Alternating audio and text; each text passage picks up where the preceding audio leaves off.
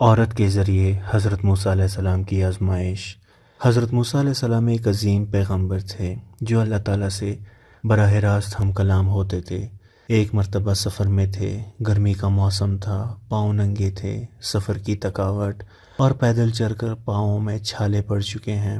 ذرا آرام کرنے کے لیے ایک درخت کے سائے میں بیٹھ گئے۔ کیا دیکھتے ہیں کہ کچھ فاصلے پر ایک کنواں ہے، وہاں کچھ نوجوان اپنی بکریوں کو پانی پلا رہے ہیں اور کچھ فاصلے پر دو باحیا لڑکیاں کھڑی ہیں۔ جب آپ نے ان کو دیکھا تو حیرانگی کی انتہا نہ رہی کہ یہ دونوں لڑکیاں اس جنگل میں کیوں کھڑی ہیں اور کس کا انتظار کر رہی ہیں۔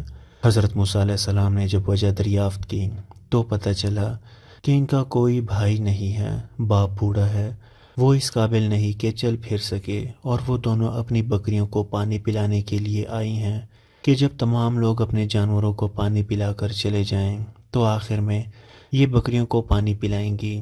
حضرت موسیٰ علیہ السلام ان کی بات سننے کے بعد آگے بڑھے اور خود پانی کنویں سے نکالا اور ان کی بکریوں کو پلا دیا۔ لڑکیاں جب خلاف معمول جلدی گھر پہنچی تو باپ نے جلدی آنے کی وجہ پوچھی تو دونوں نے باپ کو پوری حقیقت سے آگاہ کر دیا۔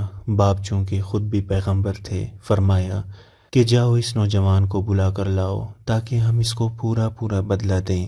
اب ایک لڑکی جب موسیٰ علیہ السلام کو بلانے آئی تو وہ کس طرح آئی، اس کا انداز کیا تھا؟ قرآن نے اس کے چلنے کا انداز جو کہ شرم و حیا سے لبریز تھا اس طرح بیان کیا ہے۔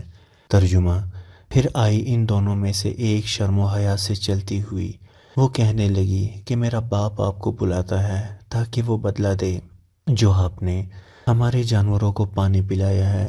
حضرت شعیب علیہ السلام کی بیٹی حضرت موسیٰ علیہ السلام کو بلانے آئی، شرم و حیا کا دامن نہیں چھوڑا، نگاہ نیچے تھی، بات بھی شرما کر زیادہ کھل کر نہیں کی۔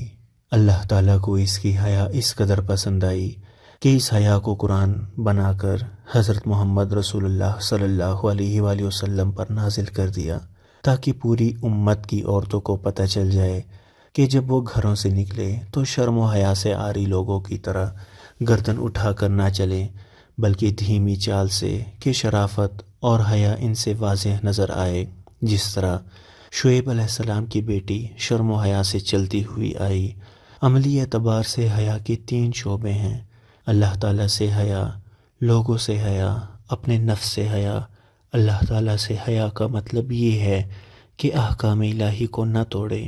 لوگوں سے حیا یہ کہ حقوق العباد کو ادا کرے، لوگوں کے سامنے جن باتوں کے اظہار کو محبوب اور برا سمجھا جاتا ہے ان کے اظہار سے بچے۔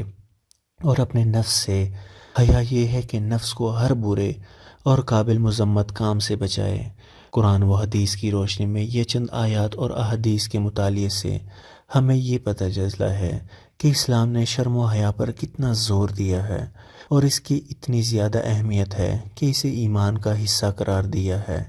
پیاری بہنوں، اپنی زندگی میں ہر قدم ایسے پھونک پھونک کر رکھیں کہ ایمان کے لٹیرے اور عزتوں کے ڈاکو کہیں شرم و حیا کی یہ قیمتی دولت آپ سے چھین نہ لیں۔ اللہ کریم ہم سب کا حامی و ناصر ہو۔ درود پاک پڑھیں۔